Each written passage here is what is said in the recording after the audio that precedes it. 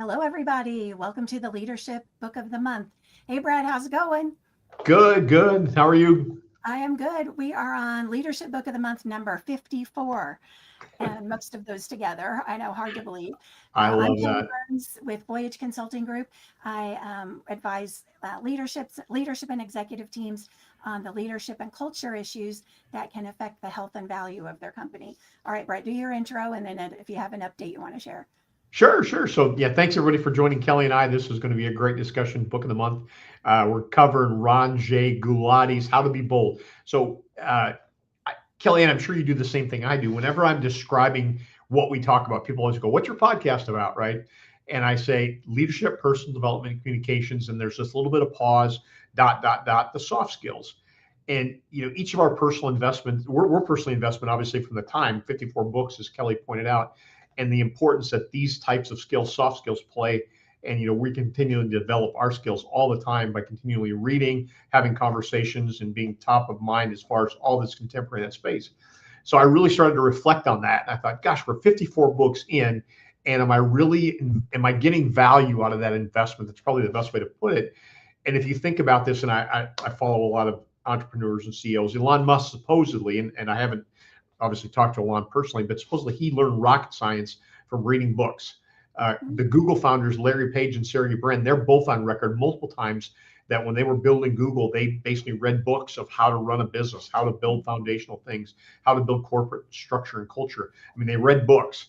And so what's the point? I said to myself, Kelly and I are continuing to read these books on soft skills. And I thought, are those the right skills? And do I have the capacity and the brain width, if you will, to acquire more skills and skills that I could potentially monetize, something that would be not necessarily a hard skill, but something that I could actually translate into, dollars. And so I said to myself, what am I really passionate about? And I started to read about commodities trading. I've had a Charles Schwab commodities account forever and a day, and I would mess around with it a little bit, but I wasn't really serious or dedicated to it. And I just went all in. I've been reading books, and I'm Oh, trading grains, I'm trading livestock, trading energy, and it's small. I don't want to mislead anybody, but typically what you do is you seed your account, and then as you have successful trades, you build equity, and that allows you to take larger positions, both shorts and longs, and stops and calls and things like that.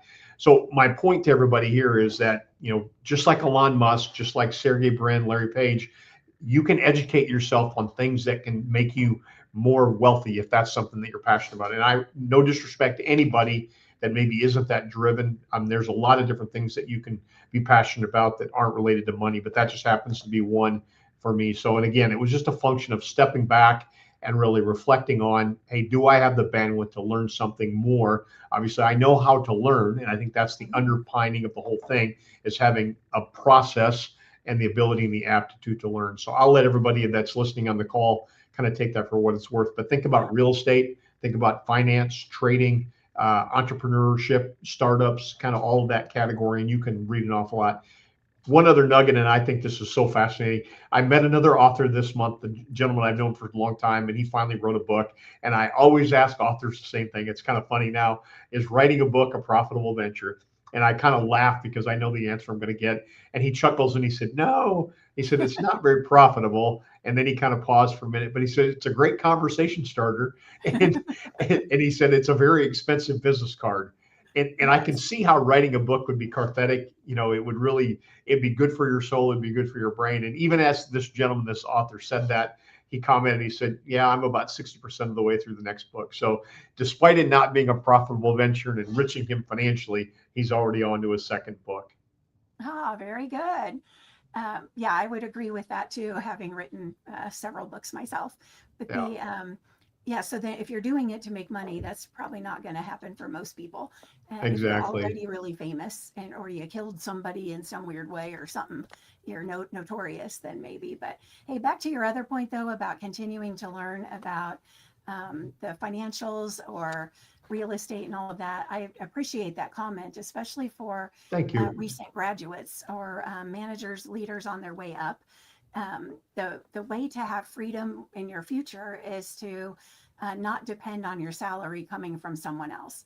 So monitor your expenses in that regard and learn about investing. And the investing and however you choose to do that the investing can lead to freedom. And so your job doesn't own you. You can decide when it's time to move on for whatever reason there is. And there's lots of reasons lately that people are talking with me about. So but if you're stuck there or you feel stuck there, then, that's kind of a bummer. That's a bummer way to live. And I think you took professional development from me, right? I did, yeah. Yeah. And that's a strategic class from Rockhurst University where I teach in the MBA program. And the class is on strategic career management so I've taught it for 15 years. And so for a long time, we're telling people you have to own your career, and the same with your life. And then I think that does tie into this book for today. So it's Be bold, yeah. Yeah. And I'll layer on one more thing. I grew up in the time before the internet, so you either went to the library or you bought a book. And literally, the very first book I got on investing is about that thick, and it's still on my bookshelf today. And if you follow Warren Buffett, I mean, he'll talk extensively about Ben Graham and the chapters in his book about Ben Graham. So it's amazing how some of the most successful people, again, we mentioned Elon Musk, Larry Page, and Sergey Brin, very, very successful individuals who really started foundationally just by reading a book. So it kind of all ties into what our theme is and why we're here, of course. But this last month was just it was a transitional pivot for me where I said, you know what, I've got the ability to learn. I know how to learn, and I've got the bandwidth. Let's layer on something in addition to what Kelly and I are committed to each month. Yeah, that's awesome. And Warren Buffett also is the master of live below your means. So that also contributed to his wealth in the earlier days. So I highly recommend that to people as well. Very good. Okay, so today's book is How to Be Bold, The Surprising Science of Everyday Courage by Ranjay Gulati. And first, overall impression, and then I'll go in a little summary. Overall, what did you think? You're asking me? Yeah. I always, and this is the way I kind of frame it, I'm a glass half full sort of guy. So I'm always looking for the silver lining, trying to find the positive takeaway. And this is one of those where I won't give it a thumbs down, but I certainly can't give it a thumbs up. If there's a thumb sideways, that's kind of where I fall on this one. It's definitely got some application. And I started to really reflect on why I felt the way I felt about it, and then tied that back to, as you said, the 53 other books we've read. And I don't want to speak for you, so I'll let you obviously chime in there. But I think, I shouldn't say I think, I'm convinced that the books that we find the most valuable are those where the authors at least have had some point of their career in industry. And I believe, if I'm not mistaken, that Ranjay Gulati has been a professional academic. And not that he's publishing just to publish, he obviously notes in his book, there was 10 years of research that went into this. So he put a tremendous amount of effort and time into it. But I started to compare that to when we studied Indra Nooyi, which was a book that I think we both would highly recommend. And she opened her book by saying, you know what, I started to write a book, and the book that I started to write, I realized had already been written. And so she said, you know what, if I'm going to write a book, I've got to write a different book. And I started to apply that type of a mindset to this book and said, is there something here new that's not already been written, or hasn't already been studied, or hasn't already been shared? And I really struggled to come up with something that was, and I'm always looking, Kelly, and when I read the books, I tell people I run a parallel swim lane in my brain to say, how does this apply to me? How does it apply to people in my circle, in my orbit? How does it maybe apply to my family? How does it apply to my business? And as I was doing that, I was struggling to come away with what I call actionable insights. And that, yeah, it was informational, but where's the aha, or where's the life-changing thing for me? I don't know if all of that made sense or not, but that was kind of where I landed on this book. Yeah, and I had to do some reflection as well. And I'm really picky about the books we choose, that we don't generally, or, we really prefer not to have only academics. And the reason I let this one in was because it tied so closely with last month's book on confidence. And also he's one of the top highly regarded management professors. He's been a professor for a long time. So he's not one of the newer ones that's trying to make a name for himself. So that this, he tossed some idea out there random. So that's what even prompted me to read this book. And then I do think he brought some new things, but I wondered if my expectation was different because, and yours might be too, because we read all these other books. But if somebody didn't read last month's book on confidence, or they don't read these kind of books all the time, I think this is a good one for them. And I did think it mapped out some direct practical actions people could take. For the most part, those seemed more leadership than management, but there's certainly stories and people could be inspired by and motivated by. So you hit the word I was thinking of. I kept going back to being inspired. okay. And the book is certainly inspiring. There's no question about that, because there's use case after use case after use case of where people did very courageous and brave and bold things at a time when others maybe had an opportunity and failed to step up. So there's you certainly can't read this book and not come away inspired by any means.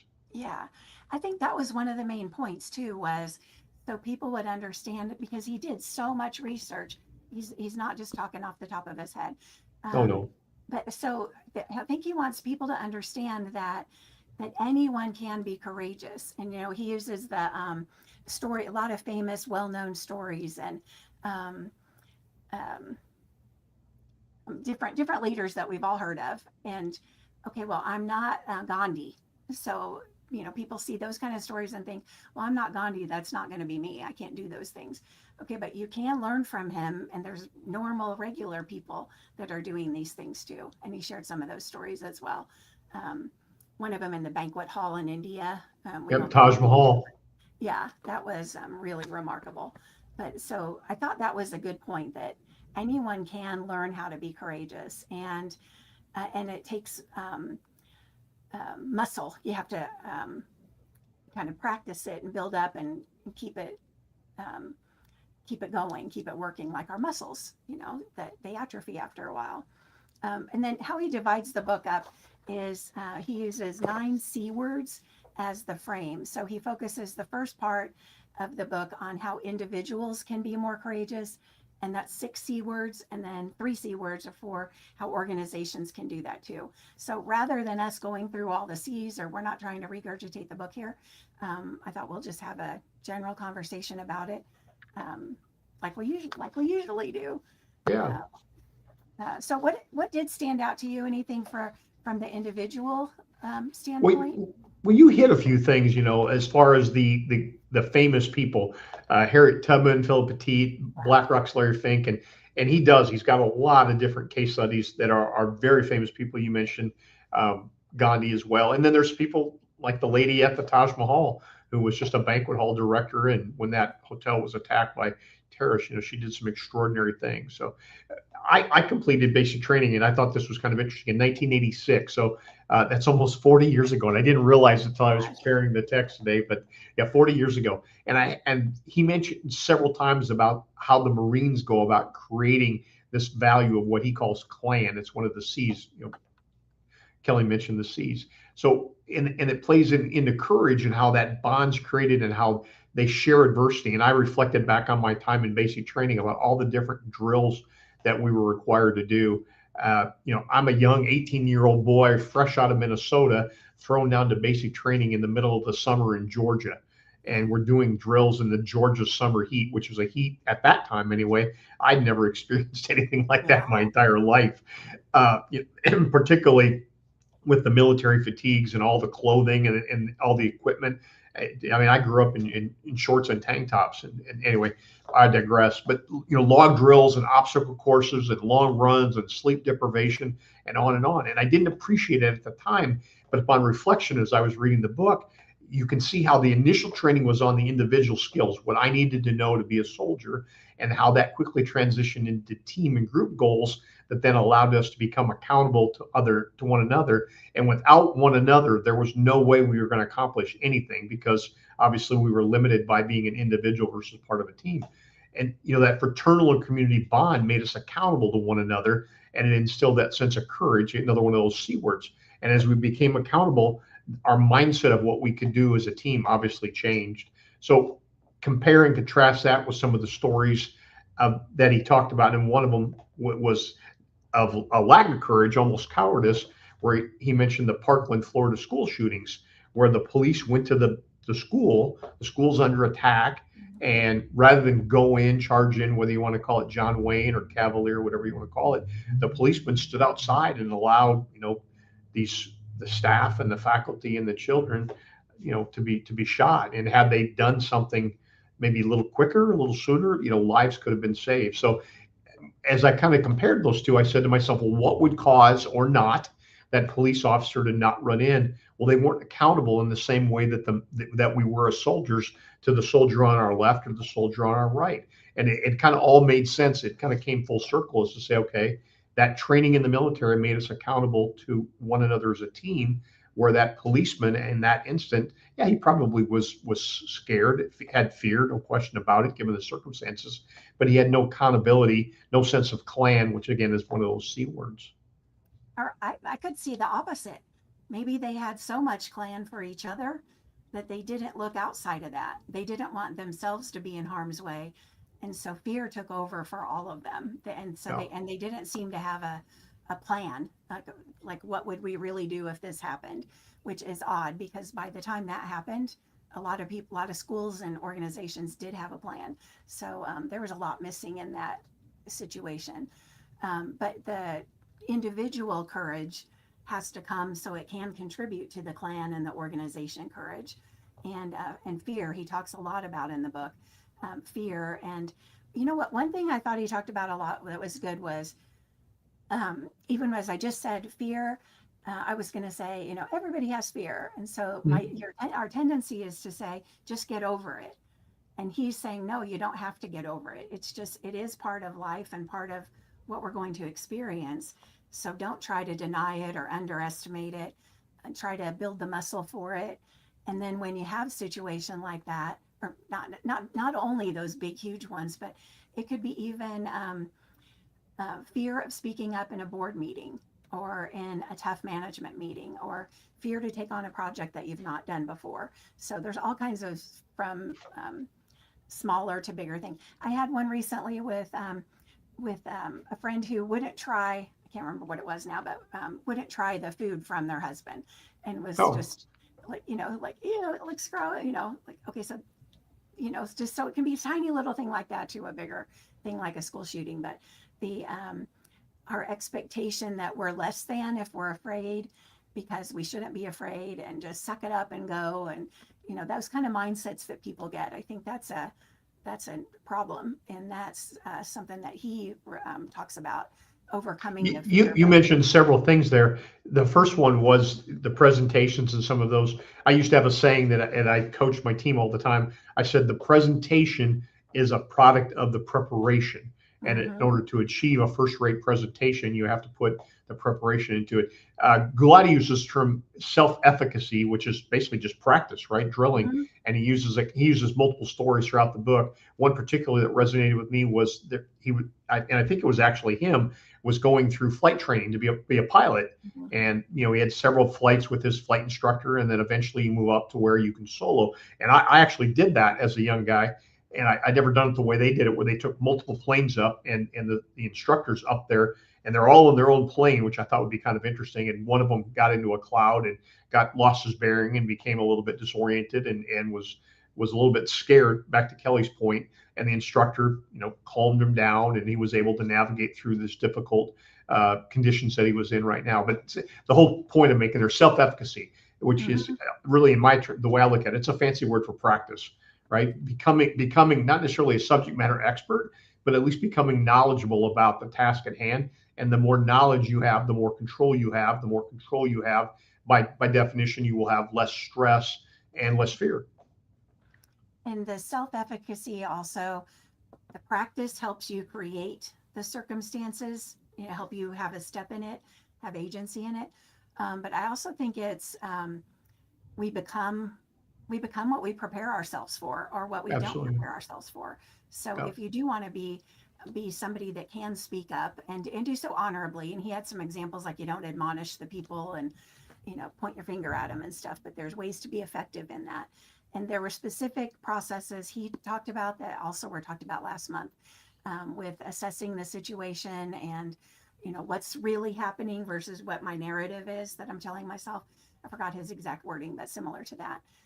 And then what steps could I take? So there's some several, like 3-step processes throughout the book, I think, that are helpful. But if you do want to have more courage, and if your job requires it, that's one of the reasons I picked this book too, was because we're facing so many changes and challenges at the same time.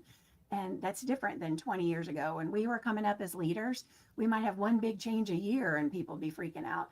And it's more and more coming at the leaders at the same time. So being able to be comfortable in that without minimizing it or diminishing or having that affect self-esteem or any of that is a good reason to take a look at this topic in some way. And I thought this book was a good summary for it.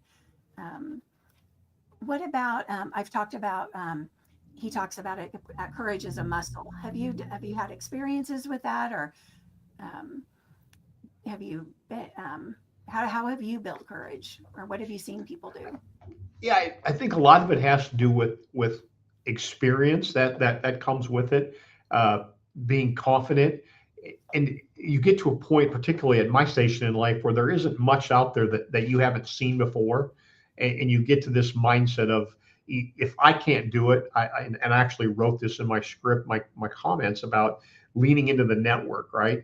If I'm challenged with something and I'm not a subject matter expert on that given challenge, my network, and the term he uses is posse, right? Yeah. And he says, hey, and he was talking specifically about 𝗪𝗏 Shackelford, who traversed the Antarctic, and he had people around him that basically provided guidance and comfort and gave him a sounding board and gave him counsel. And it's the same thing here, right? When I get to the age that I am, there isn't much out there that I haven't seen in the business world that I can't tackle. And if there is, my network of, whether it's a first degree, second degree, or third degree associate is so extensive that there's somebody on speed dial, Kelly, that I can call that will immediately rise to the opportunity to say, hey, I've seen that, I've done that, I can help you with that, or we've got this.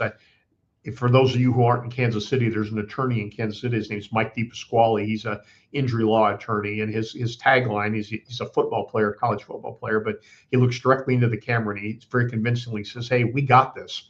And I really, the level of confidence that he exhibits and exudes in that moment when he's speaking to you as his potential client or interested in the camera, you can't help but be inspired and motivated to understand that, what, he probably does really have this, because he sounds that way. Yeah, and he's not the only one. He has other people on his team. Right. But I like whenever we've had emails and texts, and that's what we put in we talk like that guy to each other. So, yeah, exactly. I think that's been good. So 2 action items I heard you say was reflecting, pausing and see, what do I know about this situation? How expert am I? And so being aware of it in the moment instead of panicking in the moment or dismissing it in the moment, and then building your posse. So you do have don't just be around people that have the same exact as you. Build your network, your posse, so you can get input and guidance from other people. And I want to add a 3rd action item to build your muscle is to do it on purpose. And this book reminded me that years ago I had a professional colleague in Chicago where I started my first company. And we would meet once a month at a coffee shop, and we called it the Risk Club. And every month we'd identify a risk that we were going to take. And one of mine, I don't think I identified this ahead of time, but what I remember telling her and sharing was in TJ Maxx. And the store TJ Maxx had these trunks, and the lock was broken, and they were just going to be in my living room for storage. But I thought, I'm going to just ask if there can be a discount. And so I remember being nervous to ask and see the manager and just out of the blue take that risk. So then when you put yourself in those kind of easier situations, you're not as stressed or out of your own head when it happens for real. And I did get the discount that day. And, it's not a lot of money. I think they might've been 30 or 40 bucks or something, but it's taking that risk, having that on purpose helps build that muscle. So I would encourage anybody that's playing it too safe to be aware of that. Recognize, when is the last time you really did have a risk, and what did you do? And big or small, like some of them are small. In fact, some of them, it would be people that don't want to ask for help, and that's a risk. So they wouldn't even do that stuff that you said, because that's too risky. So it's funny, I'm processing everything that you're saying and analyzing it against how I viewed the book. And you didn't even say the word, but you personified it in multiple ways. And what you personified was act, in that you had an opportunity, you analyzed the situation, you assessed what you had to gain, but ultimately at the end of the day, all of that was for naught unless you didn't act. And Yes. when we see that so oftentimes, where folks are wonderful at the planning, they're wonderful at the analysis, they're fantastic inside the walls, internal within their organization, but they struggle to actually act and put all of that, into action outside the building. I always like to say that, the world happens outside the walls of the office. It happens outside the walls of the organization. And it's Yeah. incumbent upon us to get out there and mix it up with the people that can ultimately impact, our long-term success. Yeah. And I don't know, I don't have a good understanding of why. Maybe it speaks to how to be bold or a lack of courage or any of the characteristics that we're talking about. But to some degree, acting takes being bold. It takes courage. It takes bravery. But in order for us to realize our full potential in any of the things that we've been talking about, real estate, investing, or any of these other things, ultimately we have to act. And reflect after that too. So what was my takeaway? What did I learn, from that? So at TJ Maxx, if they said no, okay, so I was nervous asking, but what are the facts now? My facts now is nothing's bad going to happen if I ask. And I was polite and nice and everything. Like if you're a jerk, something bad might happen, but if you're true to yourself. So I think reflecting on what your lessons learned were, and in that case of TJ Maxx, it worked out. But in many other situations where it doesn't go how I think it might go, and what's the takeaway there? And then at least I'm learning something. So your track record builds faith, builds confidence. So you do have the courage to take those steps. But early in the book, in the very, very beginning, he talked about exactly what you said about so many people talk about wanting to be courageous. And he had a statistic in there. 3 out of 5 Americans said that they dreamed of becoming entrepreneurs. And fewer than 15% do it. And that was a study from 2023. I remember that. Yep. Yeah. 3 out of 5 dream of doing it. But what holds people back then? And, it takes a lot. So if you really want it, you have to figure out how to do that. And if you don't, then quit dreaming and saying that you do, because then that's eating up the courage muscle too. So what do you think prevents people from being courageous? What do you think, or what did he say, or why do people not do it? So it's a good question. You're catching me unprepared with that one, but that's okay.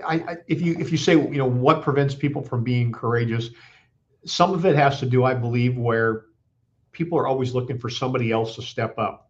And I go back to a podcast I did where I was actually a guest on a podcast. And as I was preparing, I was actually walking into a Walmart and there was a piece of trash in the parking lot. And for whatever reason, and I don't do this all the time, I'm no saint, so don't take it the wrong way.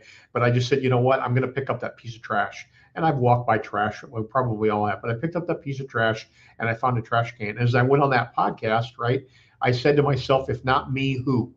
And believe it or not, it was amazing how many people saw that and heard that podcast that repeated that tagline to me. And I made that up on the fly. I don't know if that somebody else has coined that or not, or copyright, it doesn't matter. But my mindset was, and I tried to live that for a period of time. I'd probably have tapered off from what I was, but it was just this idea of acting. And then to your point of why do people not act courageous? Now, picking up trash, hardly courageous, but it demonstrated action, it demonstrated commitment, it demonstrated ownership. And my mindset at the time, Kelly, was if I don't do it, who will? And if I'm not mistaken, at the time we were going through some political upheaval and political turmoil, Democrat versus Republican, that kind of thing. And you just get to a point, I believe, as a citizen, where you run out of people to blame, and you run out of people to point to, and you run out of people to look to. And I say this all the time, at my level in the organizations that I'm involved in, there's nobody above me to look to. I mean, it isn't as if I can pass the buck. The buck stops with me, and I'm ultimately responsible and accountable for both my individual performance as well as the performance of the team. And I have to demonstrate a can-do behavior and a can-do mindset if I expect anything even remotely similar from everybody else in the organization. So to your point, and your question was well taken and well pointed of, what prevents people from doing that?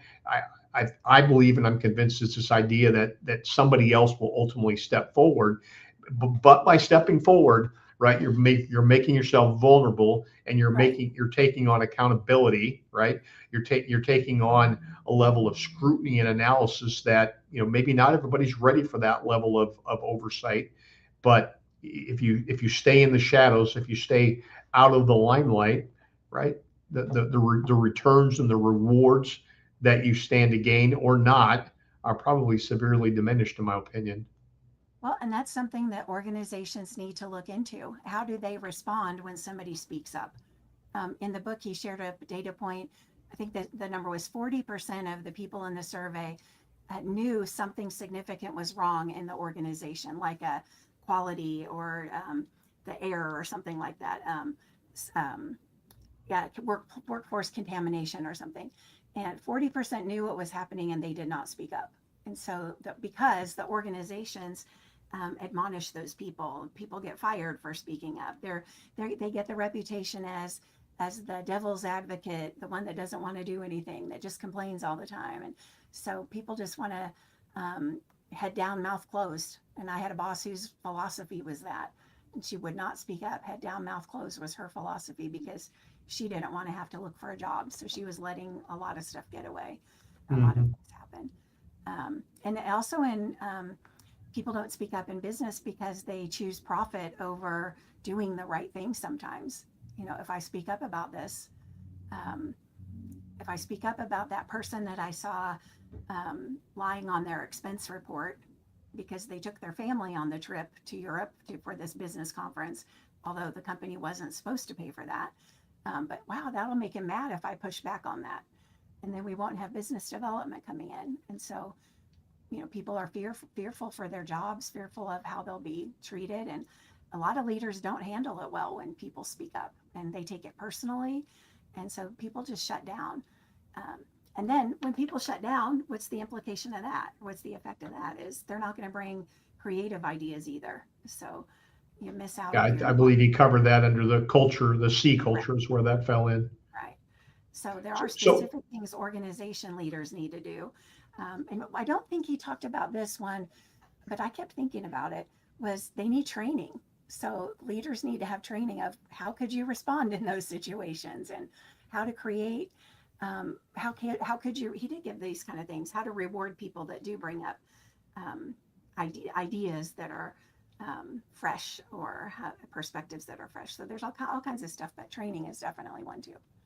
Well, it's definitely a top-down mindset in that the leader sets the tone for the entire organization, whether that's formal or informal, whether that's a social moray within the culture of the organization. But you can certainly see where that it's a top-down mindset. So there was a section in the book about Coach Nick Saban, which kind of resonated with me, and he talked a little bit about, and Saban's famous for what he calls the process, and it's on all the YouTube channels and things of that nature as it relates to Saban. And what his process really is taking everything that we do and breaking it down to its finest parts. It's when I heard it the first time, it reminded me of my work breakdown or my project management class that I had at Rockhurst, which involved work breakdown structure, where we take a very sophisticated project, and the one that we always use is building a house or a building, and we can break that down to something as simple as just hammering a nail. In order to build a house or build a building, at least one nail has to be hammered, and obviously things build and on top of it from there. But what Saban's message is doing that one specific thing, and just let's just stay with the idea of hammering a nail. Hammer that nail to the best of your ability, and whether your ability is good enough or not, that's debatable, but hammer that one nail to the highest level of excellence that you possibly can, to the best of your possible ability. So, and how does this resonate? I always like to use personal illustrations or examples of applying that concept. So case in point here, when I was leading the food service team at a former employer, we were challenged each year, as every organization usually does, turning your sales goals and your forecasts. Pretty simple, not that any different than any other organization operates. The first year that I did that, my team summed their numbers, we rolled that up, and I turned it in, and we missed by a pretty good margin. Flat out embarrassing, to be honest with you.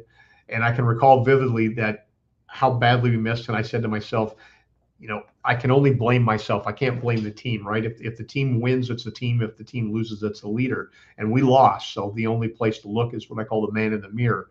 And much like how I referenced Elon Musk and Larry Page, I started reading everything I could get my hands on related to sales leadership and sales process. And I just went all in on all of that. You know, that first year I was new in the role as a sales leader and I got a little bit of a pass, but I said, you know, that's not going to happen again. I won't get a second chance. I don't get the luxury of failing twice. It just doesn't work. So I read as much as I could. And then needless to say, the numbers did turn around and we went on to several years of sustained success. So when we focused on the process rather than the goal being to hit the budget, right? If we focused on the process and we said, what are the leading and lagging indicators? What are the KPIs? And then what are the actions that drove those KPIs and those leading and lagging indicators, rather than focusing on, you know, delivering the plan, right? That's the big idea, but what are the things that have to happen to deliver the plan? Ultimately, everything worked out. So Gulati referenced something similar. He calls it going small to go big. That's the term he used. And, you know, to paraphrase Coach Saban, he said details matter, and it's the little things that quickly add up to big things, which couldn't be more true.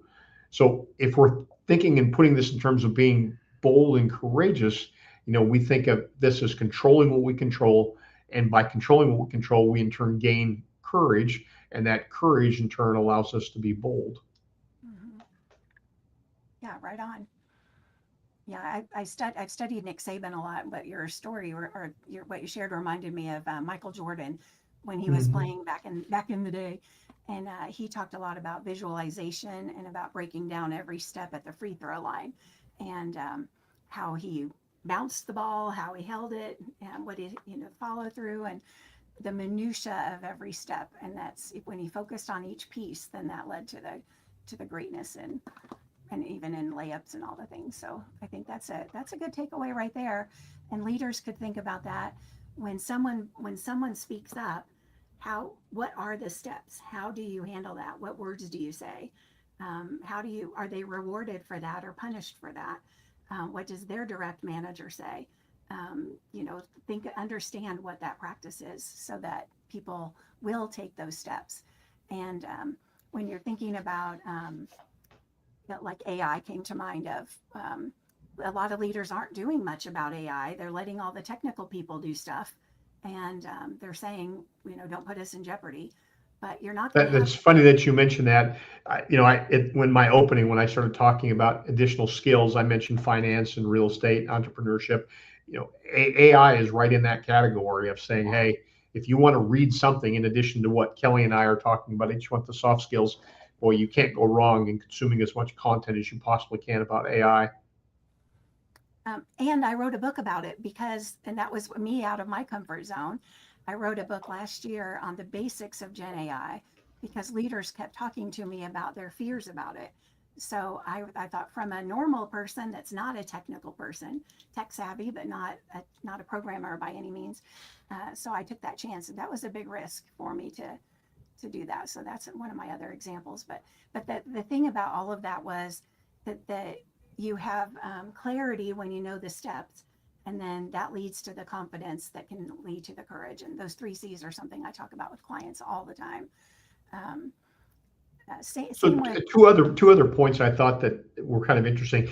Of all the case studies that he covered, the one of them that kept going through my mind that I figured was going to be on the next page and it never was what I call the Thai diver rescue. So for those of you who follow these world events, in 2018 there was a group of young scouts that got trapped in a cave, I guess it was, as a mine in Thailand when the water rose up. And being a diver, I've read about that extensively, and it's a fascinating story. I believe there were at least 2 people that lost their lives, divers that lost their lives actually trying to attempt the rescue. But infinite and countless examples of bravery and courage on the part of the young boys, the divers, the planners, and all the support people that went into that. So not that that's neither here nor there, but like I said, as we were going through the book, I kept waiting for the next page. I said, I'll guarantee you this use case is going to be in there, and it wasn't, which is okay.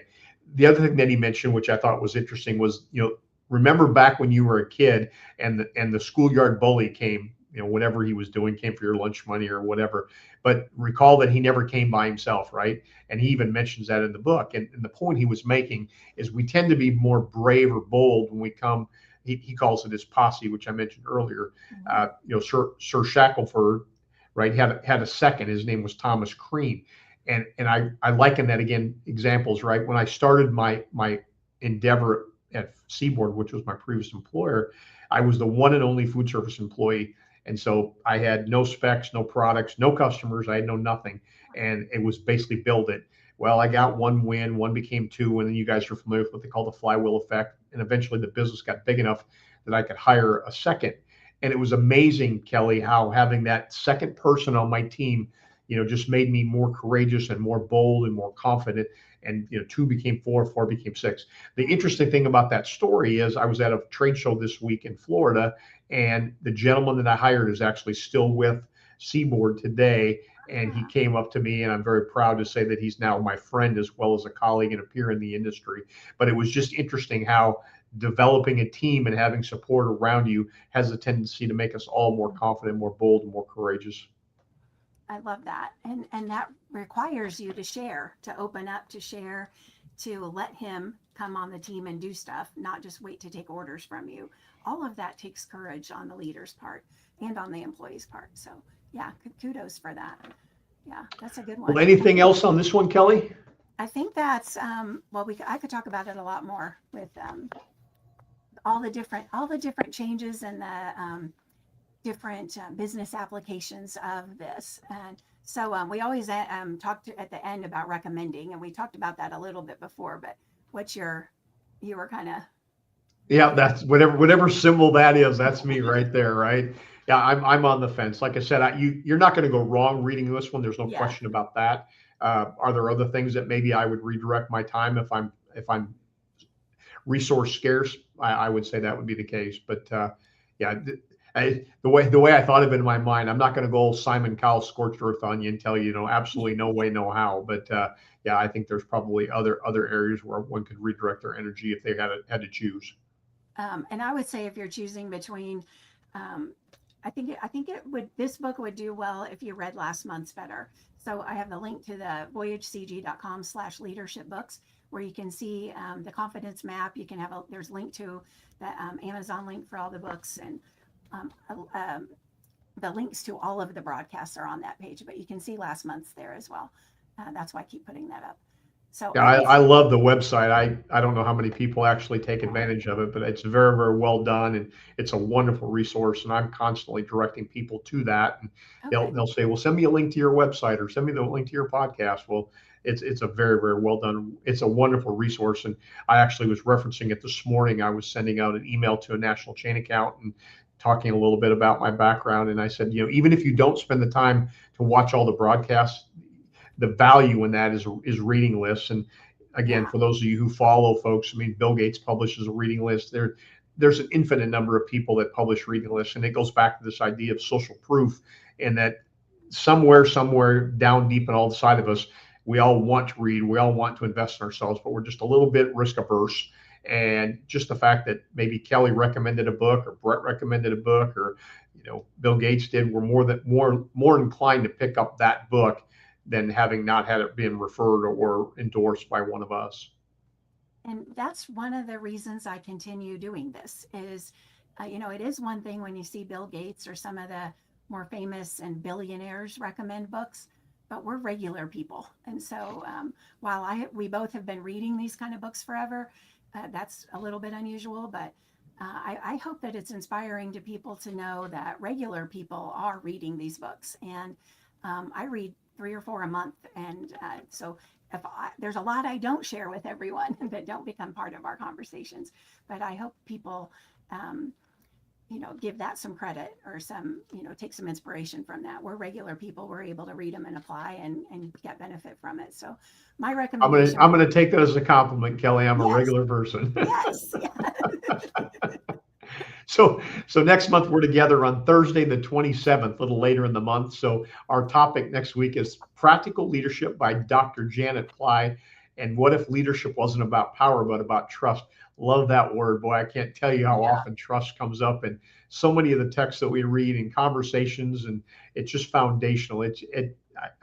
I could go on and on and on about just that one word alone, but trust is a big, big word. It's what is it, 5 letters, but it's got 5,000 degrees of impact. So if the world were filled with leadership theories, motivated speeches, and management fads, one question remains: what actually works?